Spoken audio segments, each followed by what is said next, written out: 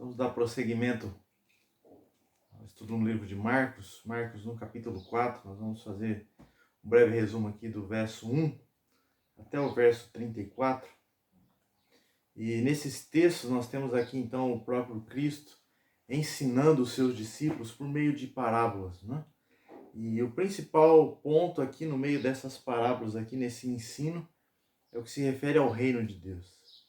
E quando Jesus então iniciou o seu ministério, lá em Marcos, no capítulo 1, verso 15, ele diz que o reino de Deus está próximo, já mostrando para os discípulos então que o reino do Senhor Jesus Cristo já estava próximo.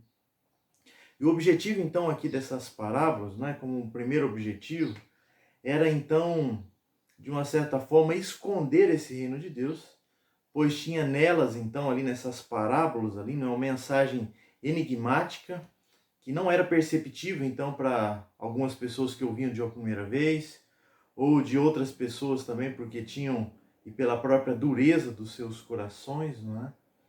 Mas nós temos aqui então, que o objetivo então dessas parábolas aqui, é apresentar esse reino aos discípulos do Senhor Jesus Cristo.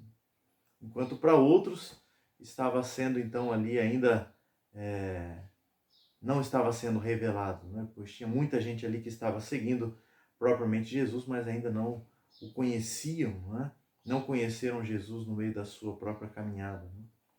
Então nós temos aqui esse reino de Deus em Marcos capítulo 4, né? No verso 1 e em diante, nós temos aqui então a parábola do semeador do verso 1 ao 20, né? E quando a gente olha para essa parábola do semeador, nós vemos que Jesus está mostrando que no reino dele a semente é lançada, porém ela terá resultados diferentes em cada coração. Nós somos responsáveis então por anunciar, por levar essa mensagem, né, essa palavra aqui, né, do Senhor Jesus Cristo, mas ela vai ter diferentes reações em cada coração. Ou até mesmo, né, não vamos ver e não vai ter reações, né, nesses corações. Mas Jesus então nos responde mostrando que muitas pessoas que ouvem a sua palavra não acreditaram mesmo que ele era o Messias, o Filho de Deus. Nós temos lá em João, não é? Veio para o que era seus, e os seus também não os receberam. E esse é um dos pontos, então, que vemos que quando anunciamos o Evangelho do Senhor Jesus Cristo, por isso que algumas pessoas não reagem, pessoas demoram para responder, né? E assim se torna, então, algo que nós não temos controle sobre isso. E essa semana, conversando com uma amiga, disse que a semente do Evangelho germinou em seu coração agora, né? Ela foi batizada nesse fim de semana e nós ficamos muito gratos a Deus por isso, mas ela disse, pastor, demorou muito, né? Foi no tempo de Deus, né? Não é a demora, é o tempo dele, né? Então, o tempo dele vai se cumprir, né? E quando a gente olha o Evangelho, né, ele tem essas diferentes respostas nos corações, mas no tempo de Deus, então, ele vai brotar e vai germinar. E Jesus ainda conta mais 3 parábolas para explicar como o reino de Deus funciona melhor. Ou mostrar, então, como Deus age neste mundo, né?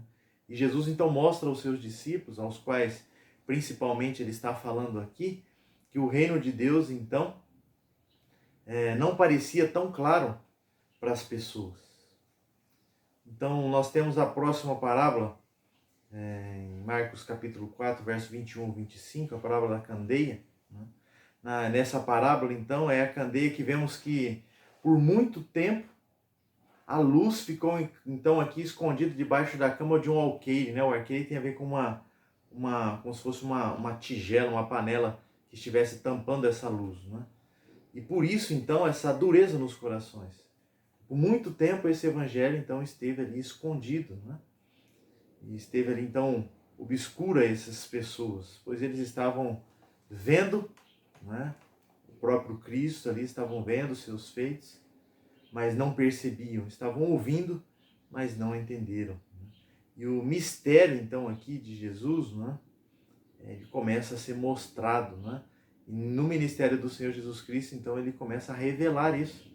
Então, aquilo que estava, então, escondido, agora vai se tornar revelado, né? Então, o ministério do Senhor Jesus Cristo aqui, do reino de Deus, mostrando então que esse evangelho estava escondido, mas chegaria o tempo que o reino de Deus seria plenamente revelado e manifesto a todas as pessoas. Isso como parte dos discípulos, né? Os discípulos, então, Jesus falava para eles entender, por isso o meio de parábolas. Mas posterior, esses discípulos iriam anunciar ao mundo, né? Ide por todo o mundo e pregai o evangelho a toda criatura, né? Porque não há nada que está oculto, senão para que seja manifesto, e nada que se faz escondido, a não ser para ser revelado. Aquilo que Jesus então está fazendo com os seus discípulos, contando essas parábolas, né, mostrando aqui, mas chegaria um tempo em que os discípulos iriam anunciar, pois, e posterior à ressurreição de Cristo, né, a descida do Espírito Santo, então, ali começa a proclamação, né, e o anúncio, né, de pregação do Evangelho do Senhor Jesus Cristo. E é então que uma pessoa vai então conhecer o reino de Deus e com isso então o Espírito Santo trabalhando nos corações, isso vai se tornar claro. Mas até aquele momento, até mesmo muitos discípulos não estavam compreendendo o fato de quem Jesus era e o porquê ele deveria então morrer na cruz, né? Mas a mensagem estava escondida debaixo do alqueire. Mas posterior, com os discípulos, então foi colocado no velador, né? Colocado para iluminar, para mostrar, não é? E assim os discípulos então anunciaram com clareza aquilo que Jesus havia dito, né, ensinado por meio então de um particular ali com eles. Essa então mostrando aqui essa parábola da candeia. Posterior nós temos então em Marcos capítulo 4, 26 a 29, a parábola da semeadura. E nessa parábola então Jesus conta e mostra, né, o processo natural de um plantio de semeadura. Mas quando as pessoas não estão atentas ao reino de Deus, ele permanece agindo. Então, mesmo que muitas vezes nós não estamos atentos, Deus está trabalhando, né?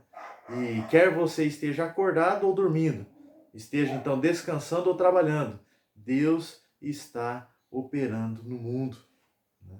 Nós anunciamos Cristo, mas Deus continua trabalhando e anunciando e trabalhando nos corações das pessoas.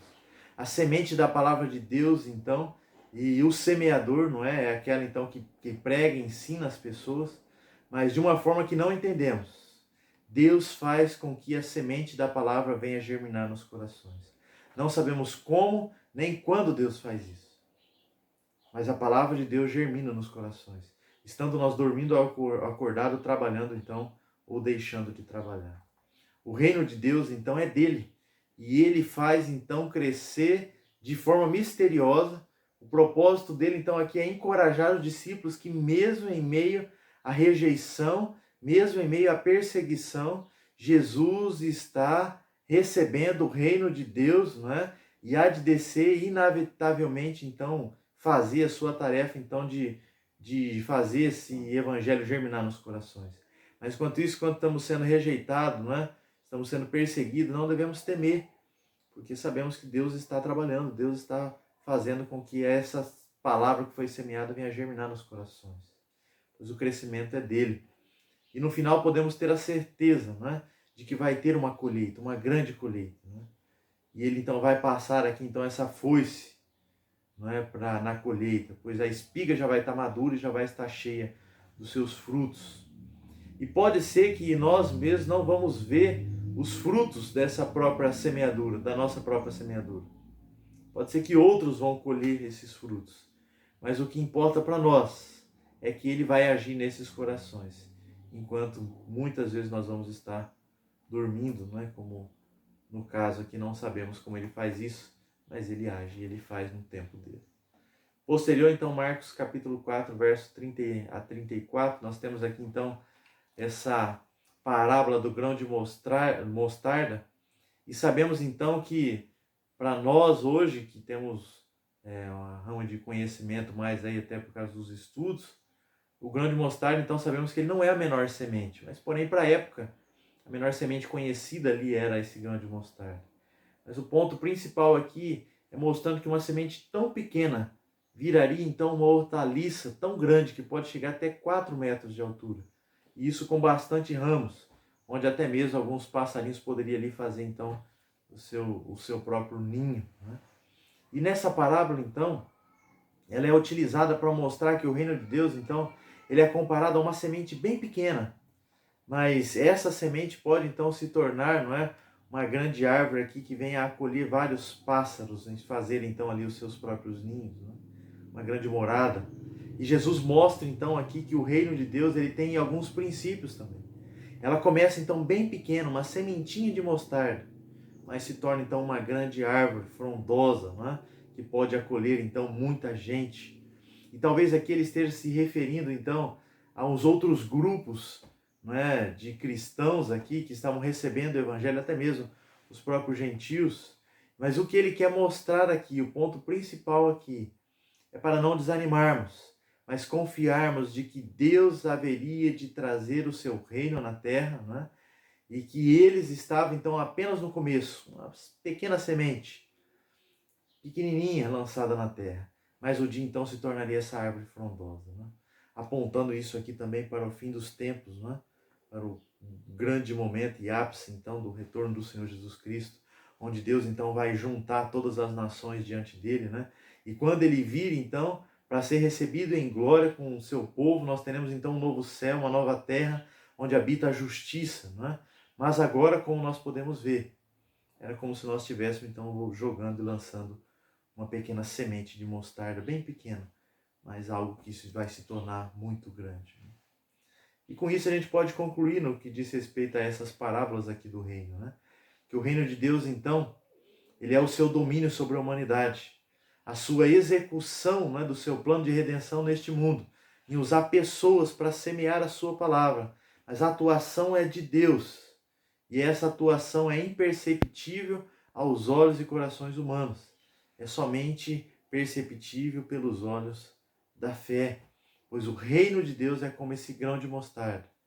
Podemos mostrar esse cristianismo, a vida com Cristo aqui, essa proclamação é como esse grão de mostarda, tão pequeno, se a gente se comparar ou comparar com outras religiões ou outras tendências. Porém, não há nada que esteja oculto, que não seja manifesto. E nada que se faz escondido para que não seja então revelado. Pois a semente é pequena, mas se torna uma árvore frondosa, vai ser muito vista. E não sabemos como, mas podemos ter a certeza de que Deus está agindo. Esteja nós trabalhando ou descansando, estejamos nós dormindo ou acordados, Deus está trabalhando. O resultado do reino de Deus é dele e a gente pode confiar e aguardar isso. Então Deus trabalha trazendo pessoas para o seu reino através da sua palavra, nos usando como instrumentos dele de proclamação, né? E pode ser, e a gente até pensa que esteja demorando, mas parece que algumas vezes não vai nem germinar. Mas Deus está trabalhando para o grande dia da colheita. Aquele momento, então, em qual essa árvore, essa semente bem pequena, né, vai brotar, vai crescer, vai dar frutos, né, até o ponto de estar pronto para a colheita. Que Deus nos ajude a entender, então, né, e nos dê ânimo e força para continuar, então, na semeadura da sua palavra. Pois o reino de Deus já foi estabelecido por Cristo Jesus, anunciado pelos seus discípulos, e também nós o anunciamos. E esse reino de Deus, que já está inaugurado, mas ainda vamos ver então o seu total cumprimento no retorno do nosso Senhor Jesus Cristo, então a qual irá reunir, né, toda a sua igreja ao redor dele mesmo. Mas até lá, vamos proclamar o rei desse reino, vamos proclamar o evangelho deste reino e vamos proclamar a salvação. E esse reino que está sendo anunciado é o Senhor Jesus Cristo. Que Ele é o Senhor, que Ele é o Salvador e Ele é o Rei deste reino. Então, meus irmãos, a explicação destas parábolas aqui é no que se refere a esse reino de Deus, o reino do Senhor Jesus Cristo. Vamos orar? Deus, nós queremos agradecer ao Senhor pela Tua palavra, agradecer ao Senhor Deus pela explicação do Senhor, ó Pai, sobre o Teu reino, e agradecer também pela salvação em Cristo Jesus. E obrigado, Deus, porque a Tua palavra, Deus, germinou em nossos corações, e hoje, Deus, nós podemos ter a certeza, ó Pai, de que o Senhor é o Senhor do reino e o nosso Senhor. Mas aqueles que ainda, Deus, não Te conhecem, aqueles que ainda têm dúvida, ó Pai, que o Senhor esteja, Deus, firmando a Tua palavra nesses corações, esteja, Deus, trazendo essas pessoas ao arrependimento, esteja trazendo também ao reconhecimento de que o Senhor é Senhor sobre as nossas vidas, o único, Pai, Senhor e o único Salvador, pois foi o único que morreu na cruz para nos salvar dos nossos pecados. E assim nós vamos continuar a proclamar, a anunciar esse teu reino, Deus, e vamos continuar, ainda não somente anunciando, proclamando, mas já vivendo e experimentando esse reino em nossas vidas. Abençoa as nossas vidas, a vida da tua igreja, e assim eu oro, Pai, no nome do Senhor Jesus Cristo. Amém, Deus. Que a graça do Senhor Jesus Cristo, e que o amor de Deus, o nosso Pai, e a comunhão do Santo Espírito do Senhor, seja sobre todos nós, sobre toda a igreja do Senhor Jesus Cristo, espalhada pela face da terra, hoje e para todo sempre. Amém. Deus abençoe, que em paz tenha um bom final de semana, e que Deus esteja guardando a cada um de vocês, e vamos continuar anunciando o seu reino. Deus abençoe.